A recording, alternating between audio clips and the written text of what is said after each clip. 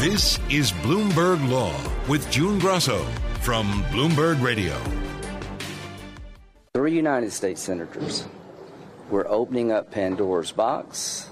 I think the system in this country is getting off the rails, and we have to be careful not to use the legal system as a political tool. Senator Lindsey Graham says he did nothing wrong in the face of the special grand jury report that recommended indictments against Graham and several other prominent Republicans.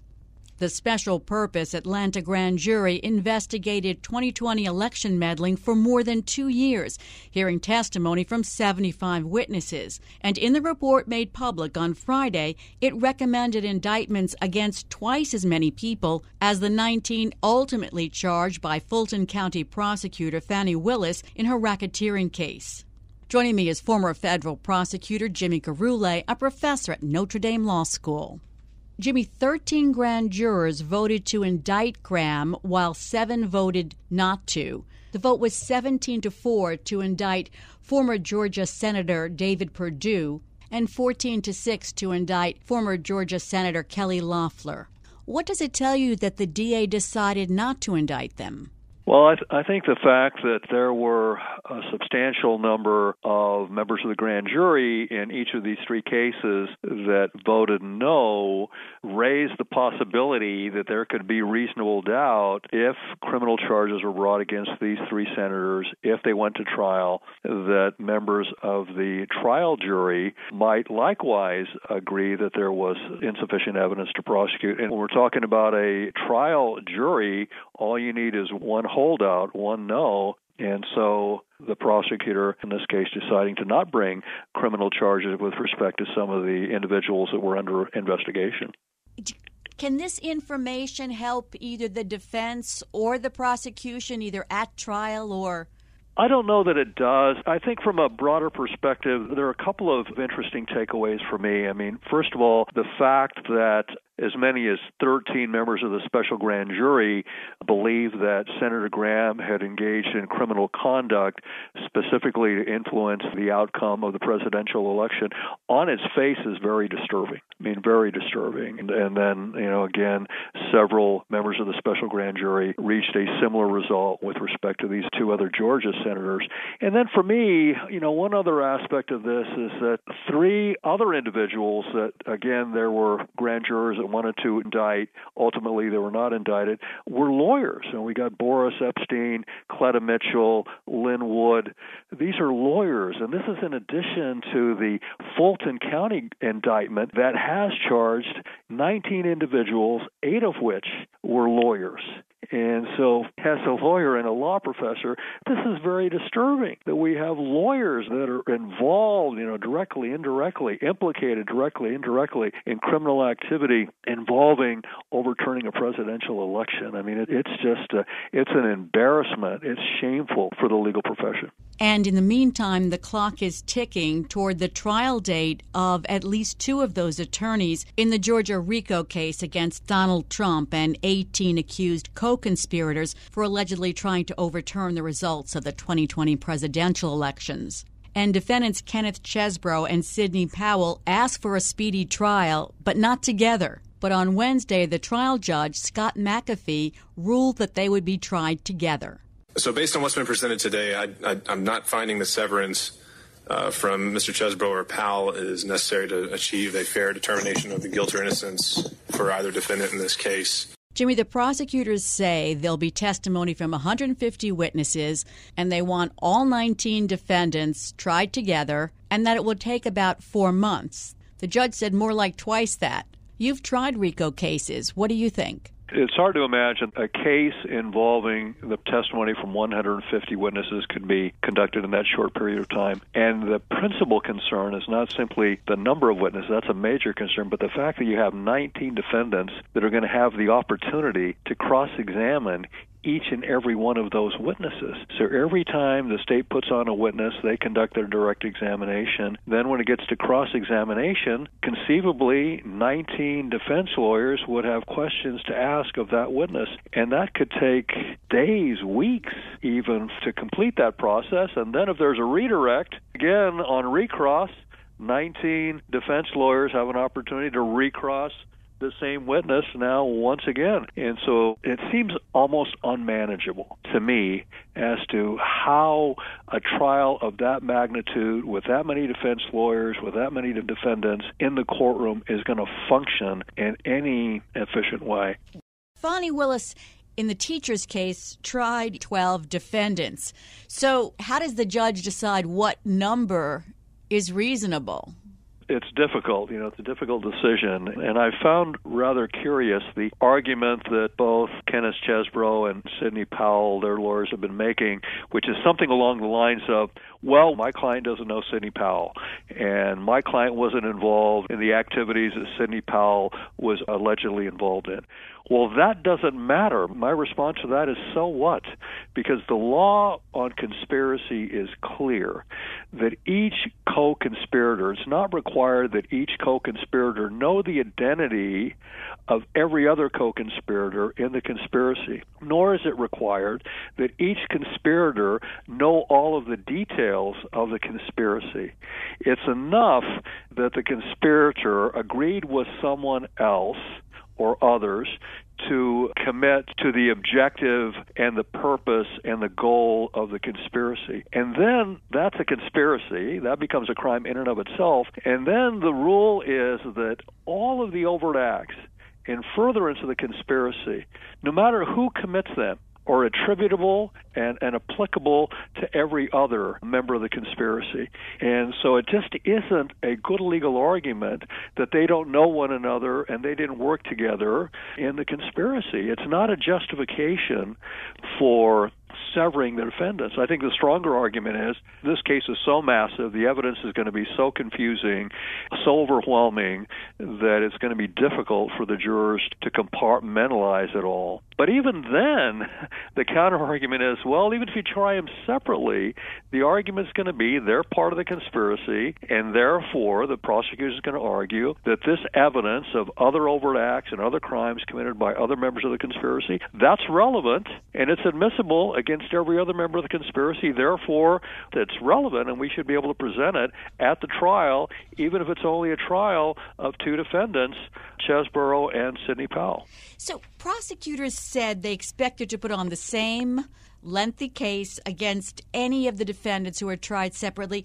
Would they really put on the same exact evidence if they just had, let's say, Chesbrough and Powell and maybe John Eastman tried? Would they really put all that on? I think technically speaking, Fani Willis can make that argument. And again, the argument would be that they're members of the conspiracy, these two individuals, Chesbrough and Powell, and therefore crimes committed by the other 17 members and overt acts committed by the other 17 members of the conspiracy are relevant, and they're admissible against these two defendants, Chesbrough and Powell. So that argument, has some legal basis, but I think where I really struggle is that from a practical standpoint, I just don't know how you manage a trial of 19 defendants, again, with this opportunity of every defendant having the opportunity to cross-examine every government witness and potentially multiple times, and have that trial be completed in 4 months. It just doesn't seem feasible. The judge didn't seem to think it was feasible either, but he has to make a decision. He has some defendants who ask for a speedy trial, others who say they need more time. Could he really force those other defendants to go to trial in 6 weeks? Well, he could try to do that, but there's going to be an objection, of course, by the other defendants. They're going to say, well, we need more time. The amount of discovery, there are actually 161 overt acts that are listed, set forth in the Fulton County indictment. We need more time to prepare to rebut that evidence. And so then it becomes more of a constitutional due process argument that if we go to trial on October 23rd, as Fani Willis is proposing, we're just not going to have time to prepare for trial, and therefore the trial is going to violate our due process fundamental fairness rights. What I thought was interesting is the prosecutor argued that not only would this be inconvenient and perhaps traumatic for witnesses to testify more than once, but also that it would give an advantage to the defendants who were tried later, and that gives the appearance that the system isn't fair. That's a very good argument by the prosecution. There's no question that the prosecution will be disadvantaged if this trial, 19 defendants, is broken up into multiple trials, because even in the first trial, if Fani Willis is correct and the court permits her to put on 150 witnesses, then the other 17 defendants are going to have an opportunity to hear that testimony, review that testimony, and then prepare evidence to rebut that testimony in their trial. And then there's always the danger when a witness testifies more than once that there are going to be some inconsistencies, likely some inconsistencies in the testimony. They're not robots, and so their testimony isn't going to necessarily be exactly word for word verbatim from one trial to another. And so any inconsistencies, of course, are going to be seized on by the defense lawyers to impeach the credibility of those witnesses. And then, of course, that, again, jeopardizes the state's case. That hurts the state's case as well. The attorneys for Sidney Powell and Kenneth Chesbrough seem to be competing for which defendant had more evidence against them and would be more disadvantaged by being tried together. Does that indicate there might be conflicting defenses when they're tried together? Well, there could be, and there's already kind of some murmurings to that effect at the hearing where Chesborough's attorney is kind of pointing to and saying, we weren't involved in the crazy stuff that Sidney Powell was doing. And so it's kind of, again, we're beginning to see the co-defendants pointing the finger at one another. That, of course, I think actually benefits the prosecution. But it's complicated in terms of if the court decides that 19 defendants tried in a single trial is just unmanageable, then the question is, well, how do you divide it up? Do you divide the trial up based upon groups of defendants that were engaged and involved in similar criminal activity, such as the fake elector scheme? Let's try all of those defendants together.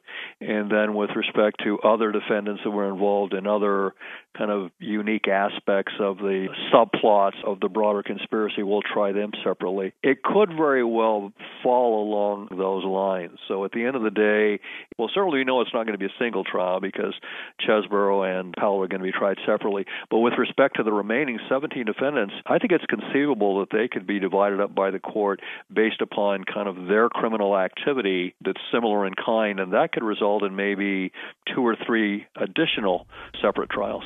Chesbrough's attorney said the prosecutors clearly want Trump sitting at the table with the other defendants. So I thought, yes.